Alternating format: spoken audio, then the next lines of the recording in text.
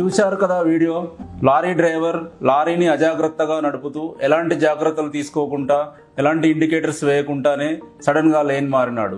అదృష్టవశాత్తు వెనుక వచ్చే వాహన డ్రైవర్ కి ఎలాంటి ప్రమాదం జరగలేదు. డ్రైవర్లలో చాలా మందికి లేన్ డ్రైవింగ్ మీద అవగాహన లేదు. Motor vehicle driving regulations 2017 regulation 6 ప్రకారం మీరు ప్రయాణిస్తున్న లేన్ నుండి మరొక లేన్కు చేంజ్ అవ్వాలి అంటే తప్పనిసరిగా ఇండికేటర్స్ వేయాలి మరియు సైడ్ మిర్రర్స్ లో పరిశీలించిన తర్వాతనే లేన్ చేంజ్ అవ్వాలి. ఇండికేటర్స్ వేయకుండా లేన్ చేంజ్ అయితే కంటిన్యూగా వైట్ లైన్ లేదా ఎల్లో లైన్ ఉన్న చోట మీరు ఎట్టి పరిస్థితుల్లో లేన్ చేంజ్ చేయడం కానీ లేదా ఓవర్టేక్ చేయడం కానీ చేయవద్దు.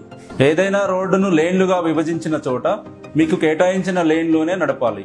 లైన్ మధ్యలో నడపకూడదు. నెమ్మదిగా వెళ్లే వాహనాలు మరియు భారీ వాహనాలు ఎల్లప్పుడూ ఎడమ లేన్ లోనే వెళ్ళాలి, కుడివైపు వెళ్ళకూడదు. లేన్ మారేటప్పుడు ఈ విధంగా సరైన జాగ్రత్తలు తీసుకొని సురక్షితంగా ప్రయాణం చేయండి.